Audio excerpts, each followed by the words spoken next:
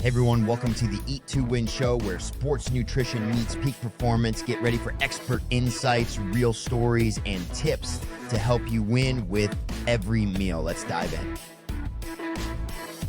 Welcome to the Eat to Win podcast show. I'm your host, Ronnie Harper. Today we're here to talk about all things related to sports nutrition and how we help athletes win. We're thrilled today to have an amazing guest with us, Dr. Simone Benedetti, a performance nutritionist at the World Tour and his Benedetti cycling team. Word on the street is he is headed to Red Bull Bore here soon, and he'll be breaking down the essential role of nutrition in professional cycling and endurance sports. So let's jump right in. Welcome, Dr. Benedetti, to the Eat to Win podcast show. Thank you, Ronnie. It's a pleasure to be a part of your podcast. Thank you for the invitation. Yeah, absolutely. I'm really anxious to dive right in. So what first drew you to focus on performance, nutrition, endurance sports? Like, tell us that story. What got you started?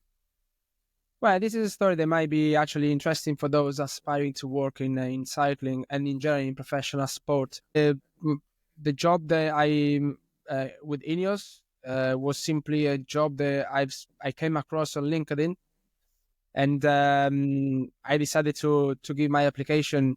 The reality is that when I applied, I didn't have experience, particularly in cycling. However, I was very attracted by Ineos as a team, particularly, we know the story when they were Team Sky. They won much more than any other teams, but it was not just about the way that they were winning, it's the how they were winning. They were dominating essentially the scene of cycling. So I was fascinated by that, so I decided to apply. I was fortunate to get an interview. I went through the interview and then eventually got the job. So Nice. that is the how I go into the industry. Yeah. Excellent. So were you a biker before that at all, or had any experience with cyclists? Before that, I had experience with the runners, but not with cyclists. And actually, I was happy that the team had a more an holistic vision of in sport. You can see people coming from other sports as an enrichment, because you can bring also things done in different ways. And because Ineos is definitely a team that is always looking for innovation and to bring new things that can be helpful even in cycling. So I think that was, or at least I want to believe that they wanted to, because I was working previously in football, so not much in cycling. Excellent. So everybody in their career, I could talk a lot about this, has these pivotal moments in your career that changed your approach to sports nutrition and then in particular cycling. But it could be what was one of those big moments that just was an aha moment for you in sports nutrition? For me, because I'm Italian and I moved and now I live in London in the UK. When I moved to the UK about more than 10 years ago, and I started working with athletes, but also in a clinical settings as a dietitian, well, I realized that the approach that I was using in Italy, when in a consultation with athletes or with patients, I noticed that was not that effective working here in the UK. So essentially in Italy, the approach that we have is, let's say the practitioner is the expert and sits like above the athlete or the patient. So he's telling him what to do to achieve a specific goal. So it's more like a prescriptive approach, while this approach, was not really effective. I noticed in the UK, the approach is more like a person-centered approach where the individual is actively involved, let's say, in the decision-making. Both are sitting on the same level. It's more like a collaborative approach. And actually, if you look at the evidence, effectively, there are evidence suggesting that this kind of approach is particularly useful and more effective when you're working, for example, towards a behavior change. Now, so I dive in a bit into that. So acquiring those skills that are needed when you want to work a little bit more collaboratively. And I found like let's say a better effect. However, having said that, there is no, I would say, one or the other approach. One is correct and the other no. I would say it really depends about the circumstances and the individual you are working with. So there are athletes that they might prefer more a direct and prescriptive approach. So they want to know, okay, I need this, so tell me what to do in order to achieve that. Others, they might prefer more a collaborative approach, so they have their voice in the process. Or sometimes you need to use a little bit of like a blend. So yes, so there's like one or the other. Yeah, we could do a whole podcast just on that breaking that down and how to be the most effective in that. I like that. That's really cool. Maybe we can revisit that in another podcast. But what have you found to be probably in performance nutrition for cyclists to be the most common misconception that people seem to have about performance nutrition? But not sure if we can call it like a misconception, but in my opinion, there are still many athletes and many cyclists that look at nutrition as a tool simply to lose weight. While if you think about nutrition can do much more, it's an opportunity for them to be better cyclists for different reasons. So yeah, I think like that is they still focusing probably a lot on that aspect, while they could improve many other aspects of them by using nutrition much more. So having said that, we know that weight is a performance factor in cycling, especially when climbing. So we know that when you cycle uphill, the gravity is the major force that you need to overcome. And any extra kilo, either this comes from the bike or from the rider, will add unnecessary resistance. Weight is an important factor, and reducing it also it can be part of a strategy. In this regard, in cycling, there is a performance metric which is widely used, which is a power to weight ratio, which essentially measures the amount of power that a cyclist is capable to produce relative to his body weight. And why is it important? It is important because higher power to weight ratio allow riders to accelerate more easily, essentially on a climb, be faster, and maintain the high speed for longer. Now, because it's a ratio, you got the power the power expressed in watts and the weight expressed in kilo. So clearly, a way to improve that ratio is reducing the weight, even though ideally you should be working on both sides, so improving your power but also working on your weight. But again, many cyclists see that if I reduce my weight, I can improve my power to weight ratio, I can perform better on a climb. So the equation is easily to be associated also to calorie restriction. So if I reduce my energy intake, again, I can reduce my weight, I can perform better. Which, I mean, yeah, it is true, but they have to be careful, because it might be easy to fall in a thinking, reducing, where actually they can impair the performance, they delay the recovery, and so on. And also, actually, which is what I would like to focus and emphasize, is that for some heavy sessions or in competition, you must ingest a generous amount of food and a generous amount of carbohydrates, even when you are in let's say in a weight loss plan, because you shouldn't never compromise the quality of your training or a competition. Right. That makes sense. So my point is, they should focus more. They should see nutrition as a tool to tolerate more the high volume intensity of training, to recover faster, to enable the young riders to still developing while they are in that process, instead of just, okay, nutrition, food, just losing weight. Right. Yeah. There's such an education at all levels for athletes in that same classification. I had a high school football player help put 25 pounds of lean muscle on his body, and then he ran faster. And so the average athlete would go like, wait, how do you have to carry 25 more pounds, but you generate more power, right? So it's hard for people to digest that. And I could see that in professional cyclists, where they're really dialed in on performance and performance metrics and numbers. And even at that level, on your role to educate them that balancing act that they have to do to maximize their results. So, well, excellent. Let's change gears just a little bit, and let's talk about the evolution of the sports nutritionist in professional cycling. So you've been in it enough to see just in the last 10 years how much they value and lean on nutritionists as part of their team. So tell me about what you've seen so far, and what you've learned so far about the evolution of the profession of sports dietetics and cycling teams. Yeah, I mean, this is very nice question because I can see the evolution since I finished my degree to now. So I now have a better picture. So yeah, I think if you see the number of nutritionists working in professional sport now compared to 10 or 20 years ago, is the difference is massive.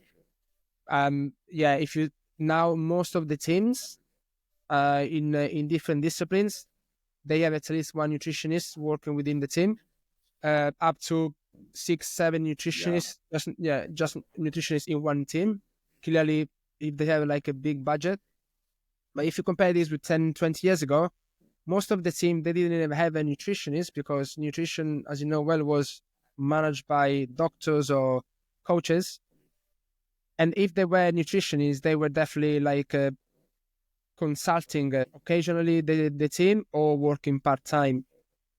So, yeah, I mean, I think the main reasons are nowadays we have much more knowledge. They prove nutrition is an important tool in their toolkit. So, and by saying that, if you go back to the literature and you see the amount of papers they were published, for example, 20 years ago, you can see that papers in sport nutrition published per year were like 200. If you move to 10 years ago, that number improved, but not that much. So maybe around 500 papers per year. Nowadays, it's quite surprised, but yeah, you can see more than 3,500 papers published in sport nutrition with evidence suggesting that nutrition can be, to optimize X, Y, and Z. Now we have evidence that nutrition is a science and that can be effective in improving a different aspect. And the second point is that if you look individually the teams, there's a huge number of athletes that you need to look after. So knowing that, okay, nutrition is important, so we need nutritionists, but we have also, if you look at, for example, football, first team, all the academy pathway, there are many, many players. And on top of that, also now the female team. And the similar stories in cycling is the first, like the World Tour team or the first team, let's say, and then you go the female team, then you go the development team. So there are many athletes you need to look after. And if you want to have an impact, which is the goal of the team, is having an impact individually in your players, in your cyclists, you need to have more resources. So that's I think explain why there's more opportunities now. Yeah, I'll call it getting your foot in the door, then proving your worth. And every place that I've ever seen a sports dietitian get their foot in the door, it's very easily to prove your worth and see impact because there was such a mess when they came in. So it didn't take a lot to see effective results to where they wanted to start investing more and more into sports dietetics and sports nutritionists. So, hey, we are halfway through this show. Stay with us as we take a short break and thank our sponsors. You're listening to the Eat to Win podcast show with your host, Ronnie Harper. Liquid Fuel is a new sports and hydration product formulated by a sports dietitian to give athletes the edge to train and compete longer. It contains a low glycemic carbohydrate, platinose, designed to keep blood sugar levels more stable to provide energy for 3 to 4 hours without the blood sugar crash seen in other leading sports nutrition drinks. Its unique 4-part electrolyte formula includes 50% of your daily magnesium need to optimize muscle function. Liquid Fuel is naturally sweetened along with no artificial ingredients or colors. Currently being used by high school, collegiate, and professional teams, Liquid Fuel allows you to live the life with confidence knowing you're properly fueling your body. Visit drinkliquidfuel.com and use the code MSD10 in order to get 10% off of your order. Welcome back to the Eat to Win podcast show where we're talking with Dr. Benedetto. Let's get back to it here. Dr. Benedetto, we're going to talk a little bit about the young riders. They seem to be entering in the sport younger and younger. They have their own unique nutritional needs or no? Yeah. Before moving to that question, Ronnie, if it's possible, I want to just add something about what we were discussing before about the new opportunities. Yeah, there are new opportunities, even though I have to say that still the industry is growing. But if you look at, unfortunately, the pay rate, that is like something that I think hopefully it will be moving fast. Yeah. As fast as the evidence have grown in the last 10 years, because sometimes you see like jobs in professional sports paid, I would say, quite poorly. So hopefully that will be improved, because that means also to value more the, what the nutritionists do in the field. Yeah, sorry, I want to just end it because I think. No, I'm glad you circled back to that. That's a good point, and that is true about all young professions that seem to struggle with their pay and their value and what it takes to prepare themselves to have that knowledge. It's not easy. The profession of sports dietetics will continue to prove its work and continue to validate its standing in sports science. And I think over time, we will see that begin to change and grow. But there are some lumps and some difficulties in those struggles for sure. Yeah, exactly. Still, it might take time, but eventually, hopefully, that will happen. Yeah. Yeah. Well, let's talk a little bit about the younger cyclists. Do you see a younger athletes coming in or not within the cycling world? Yeah, sure. You see now that there are teams in the World Tour, even with a high budget, they are investing in young riders. And this is because, it's not sustainable anymore to buy and spend the crazy money to buy already established cyclists. Mm-hmm. It's more like let's pick up the next Pogacar and see if we can also make him to succeed. So yeah, it's quite. You can see now a few teams incorporating young riders, and again, it's surprising if you see now young riders becoming pro at the age of like 17 or 18, which is not just that. You can also see the difference compared to 10 or 20 years ago when they succeed or when they achieve a great success, which is happening now at a much younger age than in the past. So to give you an example, if we look back at 20 years ago, two icons of cycling like Marco Pantani and Lance Armstrong. Marco Pantani won his first Tour de France at the age of 28. Took about 97 or 98 or 99, I can't remember. And then we have Lance Armstrong in the similar period. He won his first France at the age of 27. Now, if 20 years later, if you see Tadej Pogacar, who is dominating the scene of cycling, he won his first Tour de France at the age of 21. He became pro also at the age of 17, 18, won his first important race at the age of 19, and then won his first Tour de France, the biggest event of cycling in the world, at the age of 21, which explains that when these young riders join the team, there is a kind of pressure to they have to execute, they have to deliver and perform fairly quickly. So initially the team gives you the time to adapt and settle, but if you see that the teams are winning with the 21 years old and you join the team at 17, 18, you don't have much time to reach that success, if that makes sense. Yeah. So, and the implication also for us as a nutritionist is that they need to understand fairly quickly how nutrition can help them to do better their job, but also how nutrition can support their growth and maturation, because they are still in that process. Right. And you can do this essentially via constant support education and also teaching them how to prepare food and cook, which here is where the challenges are in cycling compared to other sport, because first of all, the cyclists are based in different locations in Europe, same as the staff.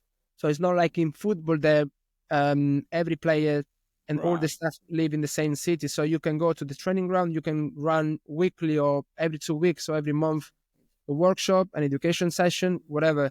In cycling, they live everywhere. So you need to be very creative to find a way to educate them.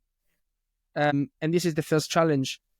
The second challenge for them is they live alone. So they might share with another cyclist or two cyclists, but they live alone. That means they have to think about everything: cooking, shopping, cleaning, sort problems. I have an example of a rider who joined from the US.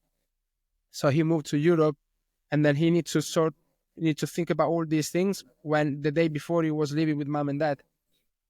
And clearly, so again, if we compare with other sports, where the academy players, they have a breakfast ready either with their family or the club is providing that, you can also control better what they have, so you can ensure they can optimally fuel their training, for example. While in our case is they are like there's not any staff of the team who is making the food for them, so they have to. And again, you might find solutions, but yeah, it is still a challenge. Yeah. For them. Yeah, I've never really thought about that, but you're exactly right. It brings its own layer of challenges to manage individual athletes like that. Even though they're on a team, their workouts are so isolated. Sometimes it's hard to find peers that you can connect with and compete at or work out with and join a common challenges, specifically in nutrition. And you working with people from a distance is got its own challenges for sure. So, hey, we're about to wrap this up. Dr. Benedetti, I can see for sure we're going to have you back. There's so much more I want to talk about. And we definitely will have you back, and we'll do a little bit deeper dive into some of the nuances that I want to get to. And this has been a good first step in learning more about the world of cycling and sports nutrition. So let's give some advice. What advice would you give for somebody that says, hey, I love cycling. I love that type of endurance athlete. I'm interested in sports nutrition. You said you found your job on LinkedIn. Is that where to go? How do you break into that? I mean, if you mean like for, aspiring sport nutritionists that want to work in the future, well, if I look back at myself, I would say the best advice would be, first of all, make sure that you earn the right degrees. So the right degrees in a BSc and masters. And nowadays, I would say also a PhD. You see now more and more sport nutritionists working the front line, having a PhD. So that will definitely help you. Clearly, also to have better skills, because also it's becoming always more scientific, which will help you, but also to be more competitive in the market, I would say. But definitely, it must be something that you should aim after your BSc. I would say also important, and go back to your question, is networking. So attending the conferences. All this LinkedIn that I built up in my years being in the UK, or knowing that, for example, if I join on Twitter that specific group, it was because I attended several conferences, spoke with people, and then I had all this input. And last but not least, I think is gaining work experience, regardless the level of the team.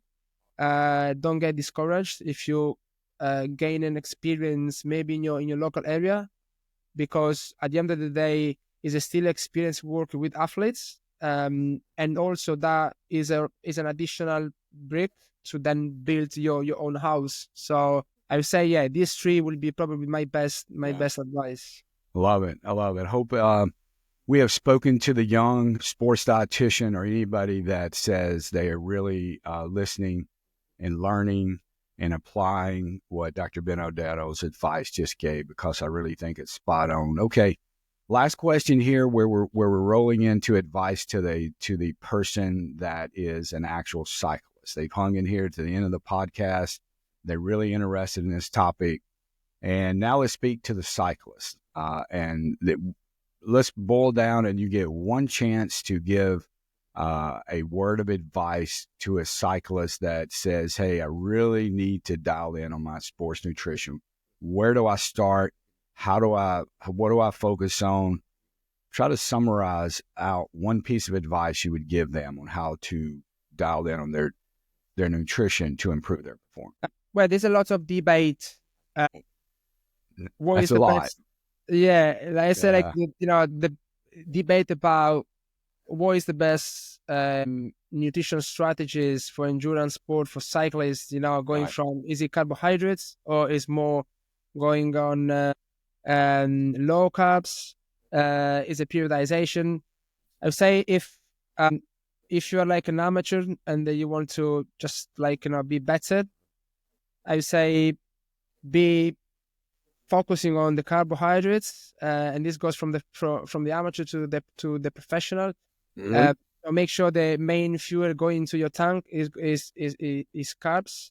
Eat enough, because if, even though you are not professional, you're an amateur, but you spend many hours out there, you are still your energy expenditure is considerably high.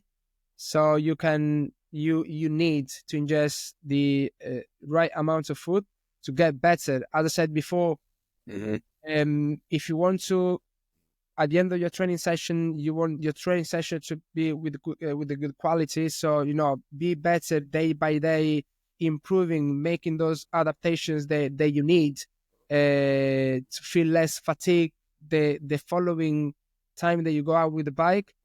Don't try to look at nutrition just to to keep your weight in place and stuff, but just see as a fuel. You need energy to when you go out there.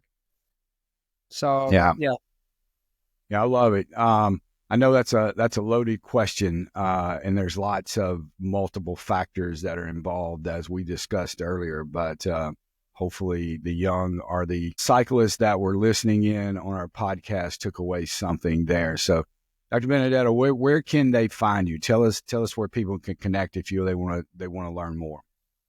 Sure. Well, they can find me on LinkedIn or on Twitter with my name and my surname, on Instagram. So yes, they can find me on these 3 channels. Excellent. We'll have that connection in the show notes. Hey, that's it for today's episode of the Eat to Win podcast show. Big thanks to Dr. Simone Benedetto for joining us and sharing his expertise in sports nutrition for cycling. Dr. Benedetto, I can see where we're going to have you back on again in a future podcast where we can have more time to break down the actual nuts and bolts of fueling cyclists. So if you found today's insights valuable, please like, subscribe, share with your community. Until next time, keep on winning. Thank you very much, Ronnie. And thanks for joining us on the Eat to Win show. Remember, every meal is a step toward victory. Until next time, stay strong and keep winning.